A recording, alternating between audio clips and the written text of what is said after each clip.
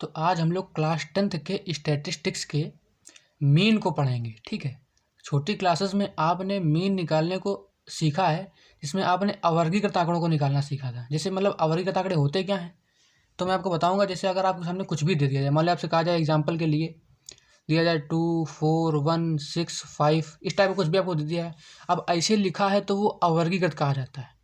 तो इस क्लास में आपको वर्गीकृत आंकड़ों का माध्य निकालना पड़ना है। अवर्गीकृत का आप पहले पढ़ चुके हो, ठीक है। तो वर्गीकृत आंकड़ों का माध्य हम लोग इस वीडियो में देखेंगे। इस वीडियो में आपको माध्य की 3 विधियां पढ़ाई जाएंगी। नंबर 1 पर होगी डायरेक्ट मेथड, प्रत्यक्ष विधि। दूसरी होती है लघु विधि, जिसको हम लोग एज्यूम्ड मीन मेथड भी कहते हैं, ठीक है, एनसीईआरटी में। और तीसरी होती है, उसको बोलते हैं हम लोग पद विचलन विधि, स्टेप डेविएशन मेथड। इन तीनों मेथड्स को हम लोग आज इस वीडियो में देख लेंगे और अगले वीडियो में 14.1 एनसीईआरटी की उसको हम लोग सॉल्व करेंगे।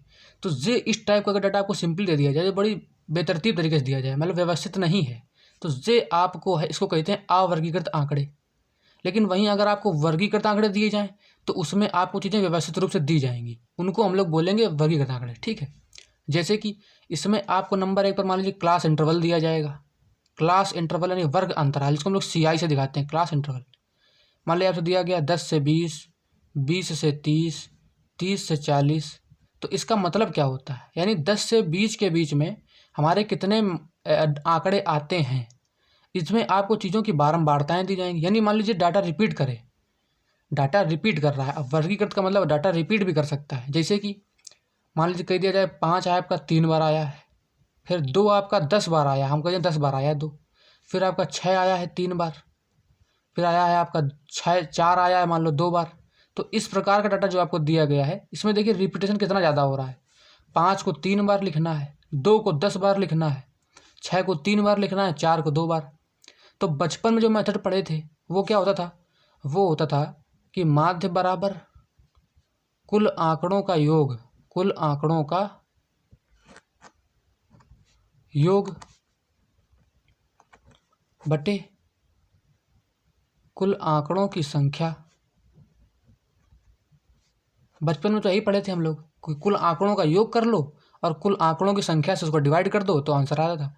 जैसे अगर इसका आंसर निकालना तो क्या करते थे भाई, 4 2 6 1 7, 7 5 12, 6 18। तो 18 डिवाइड बाई 1 2 3 4 5, 5 से डिवाइड कर दिया, 5 टाइम 15, 3 बचे, दशमलव लगाया, 5 6 का 30, अरे 3.6 इसका आंसर हो गया। यही तो करते थे बचपन में, 3.6 इसका आंसर हो जाता था। लेकिन अब हम लोगों को इतनी आसानी से नहीं निकाल पाओगे। जब डाटा आपको बहुत सारा दे दिया गया, अब इसको जोड़ते जोड़ते आप मर जाओगे। 5 + 5 + 5 + 2 + 2 10 बार करो, फिर 6 को 3 बार, फिर 4 को 2 बार, अरे दिक्कत होगी कि नहीं। इन्हीं को आसान बनाने के लिए हम लोगों को ये मेथड दिए गए हैं। तो नंबर 1 पर जो मेथड इसको आसान बनाने के लिए आया, उसका नाम रखा गया डायरेक्ट मेथड। डायरेक्ट मेथड, इसको हम लोग हिंदी में प्रत्यक्ष विधि बोलते हैं। अरे ठीक है, प्रत्यक्ष विधि। इसमें आपको क्या करना होता है आप ये समझो। जैसे कि अगर आपको ये दी गई और उसके बारंबारताएं दी गई हैं, तो पहले आप एक टेबल बनाओगे यक्स की। यक्स की टेबल वो होती है इसमें आप डाटा का लिखते हो, यानी डाटे लिखते हो, आंकड़ों को लिखते हो। एक टेबल आपकी यक्स की बनी जिसमें आपने केवल ये लिखा कि 5 डाटा है, एक डाटा में दिया गया 5। फिर इसके बगल में ही एक टेबल आप बनाओगे यफ नाम की। ये यफ नाम की टेबल क्या काम करेगी, ये उसकी बारंबारता को दिखाएगी, यानी उसका रिपीटेशन दिखाएगी, कितनी बार वो चीज़ आई है, वो डाटा कितनी बार रिपीट हुआ है। अरे ठीक है, तो जैसे 5 3 बार रिपीट हुआ है तो हम लिखेंगे 5 जो है वो 3 बार। अब डाटा 2 जो हम लोग को डाटा दिया गया था वो कितनी बार है, तो कहोगे 10 बार। फिर कहेंगे 6 कितनी बार है, तो आप कहोगे 3 बार। फिर कहा जाएगा 4 कितनी बार है, तो आप कहोगे 2 बार। एक ये टेबल बन गई कि नहीं, ठीक है। तो इस प्रकार की 2 टेबल आपको बनानी है। फिर आप एक टेबल बनाओगे एफ की। जी क्यों बना रहे हैं तो आप समझिएगा, अभी मेन फार्मूला यही था, यही रहेगा पूरे पूरे आपके सिलेबस में। बस इसी को मॉडिफाइड रूप आपको आगे मिलेंगे देखने को। इसका जो सूत्र आएगा निकल के, वो भी इसी का रूप आएगा, दिखने में अलग लगेगा लेकिन है होगा वो वही। अरे ठीक है, तो आप समझिएगा भाई, हम लोगों ने एफ क्यों निकाला, आप ये समझो। चाहे 5 को 3 बार जोड़ो, 5 + 5 + 5 करके, या फिर 5 को 3 से मल्टीप्लाई कर दो, बात एक ही होती कि नहीं। ये बहुत ही बेसिक बात है बच्चों, कि 5 को चाहे 3 बार जोड़ो या 5 को 3 से मल्टीप्लाई कर दो। ऐसे चाहे 2 को लिख के 10 बार जोड़ो, 2 + 2 + 2 + 2, या फिर उसको डायरेक्ट 2 से 10 से मल्टीप्लाई कर दो, 2 × 10 कर दो, बात तो आएगा आंसर 20 ही। ऐसे 6 को चाहे 3 बार जोड़ो या 3 से मल्टीप्लाई कर दो तो बात एक ही है। तो इसी मेथड का यूज़ किया गया है। जब आप एफ एक्स निकालोगे तो असल में आपने 5 को 3 बार मल्टीप्लाई किया, यानी 5 को 3 बार जोड़ दिया, तो ये आएगा 15, ऐसे 10 टू जाएगा 20, 6 त्रिक 18 और 4 दूनी 8, ये आएगा कि नहीं। तो जब आप एफ एक्स का सिग्मा निकाल रहे होगे, सिग्मा मतलब होता है समेसन, यानी ऐड सबका जोड़। तो जब आप सिग्मा एफ एक्स निकाल रहे होगे तो असल में आपने सभी डाटा का योग ही तो निकाला। 5 आपका 3 बार आया 15, 10 आपका 2 आपका 10 बार आया 20, 6 आपका 3 बार आया 18 हो गया, 4 आपका 2 बार आया 8 हो गया। इन सबको जोड़ दोगे तो असल में आपने जो ये डाटा आपको दिया गया था इसी का योग तो निकाल लिया ऊपर। और ये फार्मूला क्या बोलता है, कुल आंकड़ों का योग ऊपर रहेगा। तो यानी जो भी फार्मूला हमको मान लीजिए यहाँ मिला, ये कितना आएगा, तो कहेंगे 20 और 10 30 35, 35 और 18 करेंगे तो आएगा 35 से 45 और 50 3 53 और 53 और 8 आ जाएगा आपका 61। ठीक है, ये आपका सिग्मा एफ एक्स आया। तो ये चीज़ हमेशा ऊपर रहेगी कि नहीं, सिग्मा एफ एक्स ये ऊपर रहेगा। और नीचे क्या रहेगा, तो आप ज़रा देखो, 5 आपका आया है 3 बार, 3 2 आया है 10 बार, तो 13 डाटा हो गया नहीं, डाटा 13 हो गए, फिर 3 16 डाटा हो गए और 18, यानी कुल डाटा आपका हो गया 18। कैसे दिखा रहा भाई, हमको मालूम था 5 3 बार 1 2 3, फिर 10 3 13, 13 3 16 17 18, ऐसे तो निकालेंगे।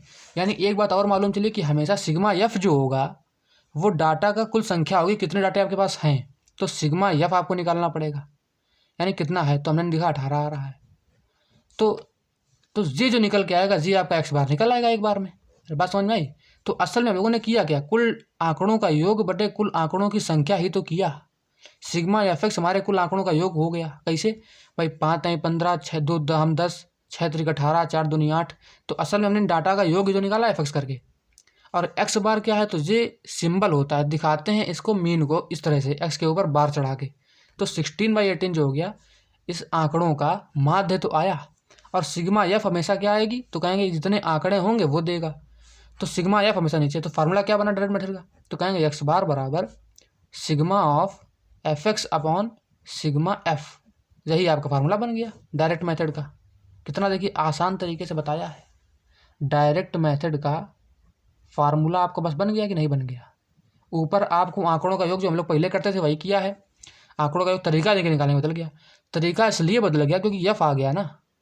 तब आसान था कि 5 एक ही बार आता था, तो 5 2 9, 9 6 15 और 4 19, तो आराम से निकाले थे। लेकिन अब देखा कि 5 ही 3 बार आ रहा है, फिर 2 10 बार आ रहा है, तो बहुत बड़ा डाटा हो रहे थे बड़े। तो उसको आसान करने के लिए हम लोगों ने मल्टीप्लाई का सहारा लिया और ऐसे सिग्मा एफ एक्स निकाला। और सिग्मा एफ एक्स ऊपर रहता था क्योंकि आंकड़ों का योग ऊपर रहता है और आंकड़ों की संख्या नीचे रहती थी। और एफ जो होगा तो सिग्मा एफ करने पर हमेशा आंकड़ों की संख्या मिलेगी, तो वो सिग्मा एफ हमेशा नीचे आएगा। तो ये डायरेक्ट मेथड का फार्मूला आपका हो गया। आसानी से आपको बात समझ में आई। अब अगर ये बात आपको समझ में आई है तो चलते हैं अपनी अगली विधि पर, जिसका नाम है एज्यूम्ड मीन मेथड, यानी कल्पित माध्य विधि। देखिए, ये आपको दूसरी जो विधि पढ़ाई जा रही है वो है कल्पित माध्य विधि। इसी का एक नाम लघु विधि भी है। ठीक है, एनसीईआरटी में इसे कल्पित माध्य विधि यानी एज्यूम्ड मीन मेथड कहा गया है। इसे लघु विधि भी कहा जाता है। देखिए, नाम आना आपको जरूरी है क्योंकि क्वेश्चन में कभी कभी ये दिया जाता है कि आप इस विधि से सवाल को लगाइए। तो अगर आपने उस सवाल में उस विधि से यूज़ नहीं लगाया नहीं तो आंसर आप भले उसका ले आइए लेकिन आपको नंबर नहीं दिए जाएंगे, क्योंकि नंबर आपको विधि के मिलते हैं। अरे ठीक है, तो नाम जाना जरूरी है। अब चलते हैं, देखिए आगे कल्पित माध्य विधि क्या होती है और उसका यूज़ हम लोग कब करेंगे। तो ये इसी का बड़ा भाई समझ लीजिए, डायरेक्ट मेथड का ही बड़ा भाई। जब ये मेथड भी फेल होने लगा भाई, पहले जब मैथमेटिक्स को जानते नहीं थे तो क्या था भाई, अवर्गीकृत आंकड़ों वाले मेथड, कुल आंकड़ों का योग कर दिया बटे कुल की संख्या निकाल ली, डिवाइड कर दिया तो आंसर आ गया। फिर जब वो मेथड फेल होने लगा, डाटा बहुत सारे हो गए भाई, रिपीटेशन होने लगा, तो हम लोग आए डायरेक्ट मेथड पर। डायरेक्ट मेथड में क्या किया हम लोगों ने, जब डाटा रिपीटेशन हुआ तो सिग्मा एफ एक्स निकाल के एफ से डिवाइड किया तो आंसर आने लगा। अब डायरेक्ट मेथड कब फेल होगा, जब संख्याएं बहुत बड़ी बड़ी होने लगी। जब संख्याएं बहुत बड़ी बड़ी, मान लीजिए 5 की जगह आपको 125 दिया जाए, 218 दिया जाए, इस टाइप की संख्याएं जब आपके सामने आएंगी तब आपको एफ एक्स बहुत बड़ा निकल कर आएगा। आई एफ करोगे एफ बहुत बड़ा, एक्स बहुत बड़ा, तो एफ एक्स बहुत बड़ा, जब गुणा करोगे तो और बड़ा हो जाएगा, तो एफ एक्स का सम निकालना बहुत मुश्किल हो जाएगा।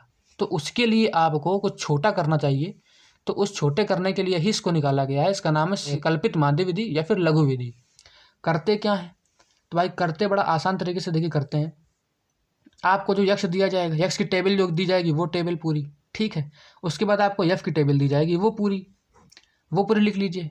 इसमें आपको करना क्या है कि आप इनमें से किसी एक को ए लेट कर लेते हैं, इन्हीं डाटा में से किसी एक को। मान लीजिए यहाँ पे जो हम लोग एग्जाम्पल ले लेते हैं, कुछ भी आपको दिया गया था उसी में से आप ए को लेट कर लेंगे और आप एक टेबल नई बनाएंगे जिसका आप नाम देंगे डी। ये डी क्या होगा, ये होगा एक्स आई माइनस का ए। ये डी जो होगा ये एक्स आई माइनस ए होगा। यानी आप इसमें से ए घटाइए वो यहाँ लिखिए, फिर इसमें से ए घटाइए वो यहाँ लिखिए, सब में से ए में ए घटाइए तो वो 0, इसमें से ए घटाइए कुछ आएगा, तो वो एक टेबल बनेगी डी की। अब ये हमेशा छोटी होगी एक्स से। क्यों छोटी होगी भाई, आप किसी नंबर में कुछ घटाते हो तो छोटा आता है। जैसे मान लो 16 में से मैं एक घटा दूँ तो हमेशा 15, ये 16 से मैं छोटा आएगा कि नहीं आएगा, हमेशा छोटा आएगा। कुछ भी आप घटाओ छोटा आएगा। तो अब हम लोग कुछ घटाते हैं, एक इन्हीं में से बीच का एक नंबर आमतौर पर माना जाता है, ठीक है। तो उसमें जब आप घटाओगे तो हमेशा एक छोटी, तो डी हमेशा छोटा आएगा एक्स वाले टेबल से, डी टेबल छोटी आएगी। अब आप एफ एक्स ना निकाल कर एफ डी निकाल लो, तो एफ डी छोटा आ जाएगा कि नहीं भाई। जब डी छोटा है एक्स से तो एफ डी भी छोटा होगा एफ एक्स से, इसीलिए हम लोग एफ डी निकालने लगे, क्योंकि एफ डी निकालना आसान पड़ने लगा। तो एफ डी टेबल निकाल लो, तो बस वही काम था। क्या, ये आएगा कुल पदों का योग, यानी sigma of F D upon में सिग्मा ऑफ एफ। भाई यहाँ पे सिग्मा ऑफ एफ डी निकालेंगे वो कुछ आएगा, और सिग्मा एफ हमेशा आता है नीचे, क्योंकि देता है संख्याओं की संख्या बताता है कितने डाटा थे आपके पास, तो सिग्मा एफ एक्स जो आएगा वो। अरे ठीक है, तो ये फार्मूला बनने लगा। लेकिन हम लोग एक बात बोल रहे थे कि हम लोगों ने एक चीज़ घटाई थी, हम लोग सब में ए घटा रहे थे, तो अब ज़रूरत थी ए को जोड़ने की, क्योंकि ए घटाए हो तो भाई जोड़ना भी तो पड़ेगा। तो फाइनल में हम लोगों ने ए जोड़ दिया। अरे बस यही आपका फार्मूला बन गया। देखा आपने, मैंने कोशिश की आपको आसान भाषा में बताने की। अब आपको एक एग्जाम्पल के मेथड से आपको बताया जाए कि कैसे कल्पित माध्य विधि काम करती है। एक बार फिर देख लीजिए, एक्स की टेबल जो आपको दी जाएगी वो, एफ की टेबल जो आपको दी जाएगी वो, डी कैसे निकालोगे, तो इन्हीं में से आप एक को ए मानोगे, किसी को ए मान लिया, उसमें से सबको घटाते जाओ। जब ए में से ए घटेगा तो बीच में 0 कहने का जरूर आएगा, यही बात सही है। तो इसको ए घटाया, इससे ए घटाया, तो डी हमेशा छोटा आएगी कि नहीं। जब डी छोटी आ गई एक्स से तो एफ डी निकालना आसान हो जाएगा, तो एफ डी निकाल लो, वो हो जाएगा पदों की संख्या, पदों का योग, और पदों की संख्या हमेशा या सिग्मा एफ से निकलती है, तो sigma F D upon sigma F. लेकिन हम लोगों ने सब में ए घटाया था, तो अब फाइनल में ए जोड़ना पड़ेगा। तो हम लोगों का जो एक्स बार का नया फार्मूला बना वो क्या बन गया, A plus sigma F D upon sigma F. अरे ठीक है, तो देखिए पद विचलन विधि अब आपको सीखनी है। तो पद विचलन विधि कब यूज़ होती है समझिए, जब ये लघु विधि भी बड़ी होने लगी। यानी कि हम लोगों ने देखिए एक्स आई में से ए को घटाया था एज्यूम डोमेन को, ताकि जो है एफ डी हमारा छोटा आ जाए तो हम लोग आसानी से निकाल सकें। लेकिन अब चांस की बात हम लोगों को ऐसे चीज़ें देखने को, ऐसे आंकड़े देखने को मिले जहाँ पर एक्स आई माइनस ए करने के बावजूद चीज़ें बहुत बड़ी निकल कर आ रही थी। तो उनको और छोटा करने के लिए हम लोगों ने पद विचलन विधि का सहारा लिया है। तो हम लोग ये पहले, एक तो कॉमन सेंस की बात है, ये आप जानते होंगे कि किसी संख्या को अगर आपको छोटा करना है तो या तो आप उसमें कुछ माइनस करोगे या फिर उसमें कुछ डिवाइड करोगे, क्योंकि जोड़ने पर और मल्टीप्लाई करने पर चीज़ें बढ़ती हैं। ये तो बच्चों वाली बातें हैं। अगर आप संख्या में किसी चीज़ को जोड़ोगे या उसमें की संख्या को मल्टीप्लाई कराओगे तो संख्या बड़ी हो जाएगी। लेकिन अगर आपकी संख्या में कुछ को माइनस कराते हो या फिर भाग देते हो तो वो संख्या छोटी हो जाती है। ये कॉन्सेप्ट बहुत बच्चों को भी आता है, ये आपको आता होगा। ये मान के ही आपको इस विधि का प्रयोग करना है। मैंने बताया वही सूत्र जो हमेशा लगता आ रहा है, संख्याओं का योग बटे संख्याओं की संख्या। कॉन्सेप्ट इसमें भी वही लगना है और सब में वही लगा है तो इसमें वही लगेगा। ठीक है, अब ये देखते हैं क्या करना है। वहाँ तक इसमें सब कुछ सेम है जहाँ तक हम लोग इसे लघु विधि में क्या किए थे, हम लोगों ने एक्स आई माइनस ए निकाला था डी को। लेकिन चांस की बात थी कि डी भी बहुत बड़ा आया, तो बस वहीं से कुछ ना कुछ उलटफेर करनी पड़ेगी और कुछ ना कुछ घटाना या भाग देना पड़ेगा ताकि चीज़ों को और छोटा कर सको। भाई घटाना या भाग देना पड़ेगा, क्यों? क्योंकि अभी डी भी बड़ा आ रहा है, तो डी को और छोटा करना है। तो यानी एक्स आई माइनस ए से काम नहीं बन रहा है, तो यानी उसमें एक्स आई में कुछ और घटाओ या कुछ और भाग करो। तो हम लोग यहाँ पर एक कॉन्सेप्ट का यूज़ करेंगे, इसको हम लोग एच बोलोगे। एच क्या होगा जो आपको बताया जाएगा अभी, ठीक है। तो पद विचरण विधि की एक टेबल के माध्यम से समझने की कोशिश करते हैं। मान लीजिए आपको जो सी आई दिया जाएगा, वो सी आई आपको दिया जाएगा जो कुछ, उसी से आप एक्स निकाल लोगे। क्या करके, निम्न सीमा प्लस उच्च सीमा दोनों को ऐड किया, डिवाइड बाई 2 कर दिया। तो जो भी आपको ये दिए गए होंगे उनसे आप एक्स की टेबल निकाल लोगे। एक्स आंकड़े हो गए, उसके बाद आपको एफ तो दी ही जाएगी, मान लीजिए, उसकी तो बात ही खत्म है। एक्स के बाद हम लोग अब तक क्या निकालते थे, अब तक हम लोग डी निकाला करते थे भाई लघु विधि में। तो डी क्या होता था, एक्स आई माइनस ए होता था जे। इसकी टेबल निकाल ली भाई, वही है कि पहले ए एज्यूम किया ना, हाँ यहाँ से ए एज्यूम करेंगे तो डी निकाल लेंगे। अब डी निकालने के बाद ही अभी भी ये बहुत बड़ा आया है, यानी अभी भी बड़ा मुश्किल हो जाएगा एफ डी निकालना, है ना। तो डी से भी कुछ छोटा करो, तो हम लोगों ने क्या किया, एक यू निकाला। ये यू क्या है, ये एक्स आई माइनस ए तो निकाले ही थे पहले से, इसमें भी एच का और भाग लगा दिया। अब आपको एच पढ़ना पड़ेगा कि एच है क्या, जिसमें हम लोग 12 भाग लगा रहे हो। जिससे भाई एक्स आई माइनस ए आप निकालना जानते हो पहले से ही, उसी एक्स आई माइनस ए जो निकालना उसी में एच का और भाग दे देना।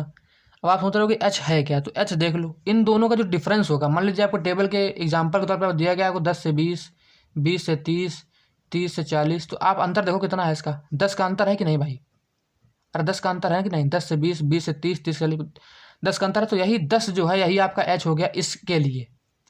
ऐसे ही आपको जो ये यहाँ दी जाएगी, वो जो भी दी गई हो उनका डिफरेंस आपको देखना है, जो डिफरेंस होगा वही एच होगा, ठीक है। एच क्या होगा, एच कहोगे सीमाओं का अंतर, सीमाओं का अंतर, ठीक है। जो भी निम्न सीमा और उच्च सीमा होगी उनका अंतर जो होगा वही एच होगा।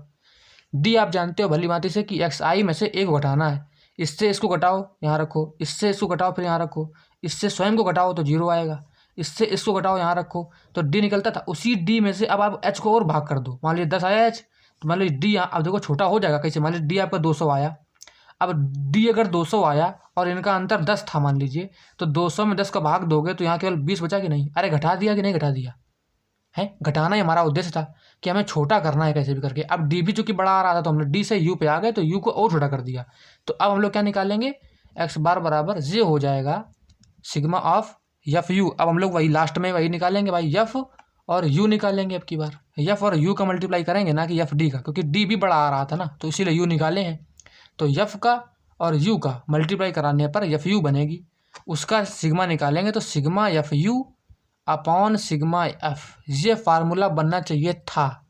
लेकिन चूंकि बच्चों हम लोगों ने यहाँ पर एच का भाग किया था तो अब फाइनल में आकर एच से गुणा कर देंगे और ए को घटाया था तो ए को एक जोड़ देंगे, ये आपका फार्मूला बन के तैयार हो जाएगा। अरे बात समझ में आई कितना, देखिए आसानी से मैंने कोशिश करी है समझाने की। एक बार आप फिर देखिए, सी आई आपको दिया गया था, सी आई में से ही आपको एक्स निकालना है, दोनों को जोड़ के डिवाइड 2 करके एक्स निकाल लिया, उन्हीं में से एक को ए मान लेना बीच वाले को। एफ आपको दिया जाएगा, उससे आपको डी निकालना है, कैसे एक्स आई माइनस ए करके निकालते चलिए, वो सीख चुके हो, लघु विधि में भी सीखे हो। अब डी को ही आप एच से भाग दोगे, एच क्या है तो मैंने बताया सीमाओं का अंतर ही एच है, यानी सीमाओं का जो अंतर होगा वही एच होगा। आप इसको डी को एच से भाग दे चले आना तो आपको यू की टेबल मिल जाएगी। जो यू की टेबल होगी वही मेन हमारा काम करेगी, वो छोटी होके आएगी क्योंकि डी में से हम लोग एच का भाग दे चुके होंगे, तो भाग देने से चीज़ें घटती हैं।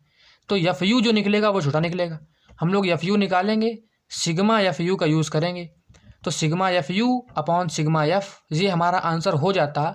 लेकिन चूंकि हम लोगों ने यहाँ पर एच से भाग दिया था तो एच से मल्टीप्लाई कराना पड़ेगा वापस सही करने के लिए, और एस को घटाया था तो ए को जोड़ना पड़ जाएगा।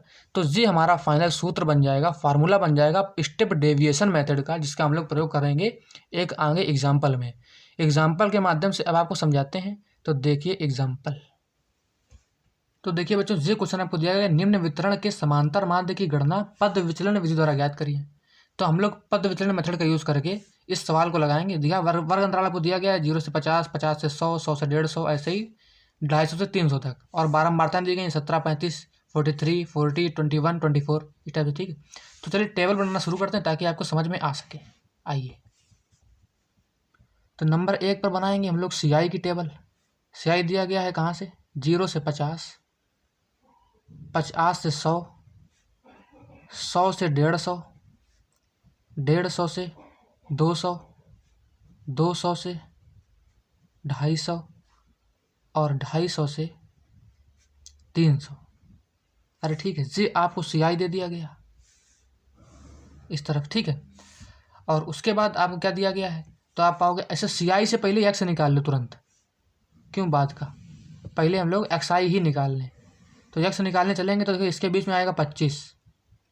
जो बच्चे बुद्धिमान है तो वो समझ जाएं कि 0 से 50 के 25 ही पड़ता है, 50 100 के 75 ही पड़ता है। वरना आप वो कर सकते हैं, 0 को 50 में जोड़िए 50 आएगा, 50 को 2 से भाग दीजिए 25 आ जाएगा, दोनों को जोड़ के 2 से भाग दोगे आंसर आ जाएगा। अगर आप समझ सकते हो तो निकाल लो भाई, 50 और 100 के बीच 75 आता है, हम जानते हैं तो हम निकाले लेते हैं। 125 आ जाएगा 175, ये आ जाएगा 225 और ये आ जाएगा 275। ये आ जाएगा। इसमें से आप इसको लेट कर लीजिए ए। अच्छा देखिए, आप किसी को भी लेट कर सकते हैं, आंसर में थोड़ा बहुत चेंज तो सब में आता ही आता है। अगर आप डाटा को बदलेंगे तो थोड़ा बहुत चेंज तो आएगा, लेकिन इसमें थोड़े बहुत चेंज का कोई फ़र्क नहीं पड़ता है। वो देखेगा कि आपने ए किसको लेट किया है, उस पर डिपेंड करेगा, ठीक है। तो आप हमने मान लीजिए 125 को ए लेट कर लिया, तो जब आप 125 देखिए, अगर आपको ऑड नंबर दिए गए हों और आप बीच वाला ना देख पा रहे हो, अगर बीच का मिल गया तो बहुत अच्छा है, लेकिन अगर बीच का कुछ संख्या ना मिले, मान लीजिए यहाँ पर 1 2 3 4 1 2 3 4 5 6, अब 6 नंबर दिए गए हैं तो बीच में मिलेगा ही नहीं कोई, तो ऊपर वाला लेट कीजिए हमेशा, एक ऊपर वाला, ठीक है। फ़ायदा होता है उससे, उससे चीज़ें निगेटिव नहीं आती हैं, यानी चीज़ें पॉजिटिव बनती है, थोड़ा आसान लगता है, बस इस वजह से। बाकी आप ले सकते हैं 175 को भी, कोई फ़र्क नहीं पड़ेगा, ठीक है। यफ लिखिए, चलिए। जब आप यफ को लिखेंगे तो वो है 17 35 43 40 21 और 24, तो ये आपको दिया गया है।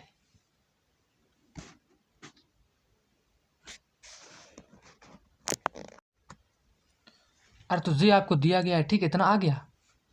अब देखिए एफ आ गया, एक्स आ गया, अब हम लोग बनाते हैं डी की टेबल। अरे कुछ बच्चे इसमें डी की टेबल नहीं बनाते हैं, वो डायरेक्ट यू पे चले जाते हैं, वो बच्चे बहुत अच्छे हैं, उनकी मैथ अच्छी है, ठीक है। तो अगर आप बिना बनाए कर पा रहे हैं तो इसमें कोई बुरी बात नहीं है, डी की ज़रूरत ही नहीं है ना। लेकिन वो बच्चे जिनका डायरेक्ट मतलब अप्रोच नहीं है कि एक्स आई में से ए घटा भी लिया फिर एच का भाग भी दे दिया, इतनी स्पीड से काम कर पाने, वो आराम से डिटेल बना लीजिए, 1 2 मिनट मैक्सिमम लगने वाला है, ठीक है। तो डी की टेबल हम लोग बनाइए। डी की टेबल हम लोग जानते हैं क्या होता है, एक्स आई माइनस ए होता है। तो 25 में से जब 125 जाएगा तो आएगा माइनस का 100। 75 में से जब 125 घटेगा तो यहाँ पर हम लोगों को मिलेगा कितना, 50, ठीक है, 50 मिलेगा, माइनस का 50। 25 में 25 घटेगा, 125 घटेगा तो 0। ये प्लस का 50 आएगा, यहाँ पर प्लस का 100 आएगा। भाई 225 में 125 घटेंगे तो 100 बचेगा, 275 में से 25 घटेंगे तो 150 बचेगा। अरे ठीक है, जी हो गई डी। और अब हम लोग बनाएंगे यू की टेबल, यू आई, जो कि असल में होती क्या है, तो हम लोग यहाँ लिख दिए छोटा सा, x I minus A divide by H, यही तो है यू, एच से डिवाइड किया हुआ है। अरे ठीक है, तो आइए अब इसकी टेबल बनाते हैं। क्या होगी, देखिए एच पहले निकालिए, 0 से 50, 50 से 100, 100 से 150, यानी एच कितना आ रहा है, तो हम लोग देखोगे एच आ रहा है हमारा 50, यानी हम लोगों को इन सबको 50 से डिवाइड करना है। जब 50 से डिवाइड करोगे तो ये आ जाएगा माइनस का 2, माइनस का 1, 0 1 2 और 3, भाई 50 चाहे 150, ठीक है। तो ये हम लोगों की यू आई आ गई। अब वही सिंपल बात है, अपनी F I U I last में निकालते थे और वही निकाल देते हैं, एफ आई यू आई कितना हो जाएगा। आप देखिए, तो एफ आई यू आई 17 दूनी 34, तो यानी माइनस का 34, 35 से कम 35, माइनस का 35, ये आ जाएगा 0, ये आ जाएगा 40, 21 दूना 42 और 24 टाइम 72। अरे ये आ गई, तो ये बन गई फाइनल आपकी टेबल, ठीक है। चलिए ये टेबल आपकी बन गई। अब सिंपली आपको sigma of F I U I निकालना है। तो इसको जब आप जोड़ोगे तो देखो ये दोनों जुड़ेंगे और ये दोनों घटेंगे, तो ये आंसर आ लास्ट में 85 आता है। मैं डायरेक्ट लिखे देता हूँ, आप लोग कैलकुलेशन कर लीजिएगा, यही आएगा, ठीक है। और सिग्मा एफ हमें चाहिए था, तो सिग्मा एफ करने पर कितना आता है, तो हमने देखा वो आता है 180, इसको जोड़ने पर 180 आएगा, ठीक है। वो आप देख लीजिएगा अपना, और वीडियो की लेंथ बचाने के लिए मैंने कैलकुलेट कर रहा है। तो sigma F I U Y और सिग्मा एफ हमें मिल गया। हम क्या करेंगे, फार्मूला का यूज़ कर देंगे अपने, एक्स बार बराबर सिग्मा एफ आई यू आई बटे सिग्मा एफ। लेकिन हम लोगों ने एच घटाया था, एच घटाया था ना भाई, देखो एच का सॉरी भाग दिया था, तो अब एच का मल्टीप्लाई करना पड़ेगा। तो पूरे में पहले एच का मल्टीप्लाई करेंगे, तो यानी कि पूरे का मल्टीप्लाई 50 है ना। और क्योंकि ए घटाया था यहाँ पर देखिए, तो अब हम लोग क्या करेंगे, ए को जोड़ेंगे, तो प्लस का ए, और ए था कितना 125। भाई ये आपका सूत्र बनेगा जाके। अरे ठीक है, अब लगाइए, इसका यूज़ कीजिए। सिग्मा एफ आई यू आई आया है कितना आया है, तो कहेंगे 85 आया है, और सिग्मा एफ आया है 180 आया है, और मल्टीप्लाइड बाई 150, केवल 50, सॉरी 150 नहीं, केवल 50, इसको ऐसे कर लीजिए, वो 50 हो गया और प्लस में 125। अब इसको आप सॉल्व करेंगे तो देखिए क्या आता है, ये तो 125 आता ही रहेगा, और इसको सॉल्व करने पर आता है आपका 23.61 लगभग, तो ये आपका आंसर बनता है 148.61। इस तरह से आपका लगभग आंसर में आ जाएगा एक्स बार की वैल्यू, एक्स बार यानी कि मीन की वैल्यू। अरे ठीक है, तो इस तरह से मैंने आपको नंबर 1 डायरेक्ट मेथड, नंबर 2 में आती है आपकी लघु विधि यानी है जिसको हम लोग बोलते हैं लघुत्तर विधि या एज्यूम्ड मीन मेथड, कल्पित माध्य विधि, और नंबर 3 पर इसको बोलते हैं स्टेप डेविएशन मेथड यानी पद विचलन विधि। इन तीनों को बताया है। अगले वाले वीडियो में हम लोग जो है 14.1 को सॉल्व करते हुए मिलेंगे। तब तक के लिए धन्यवाद।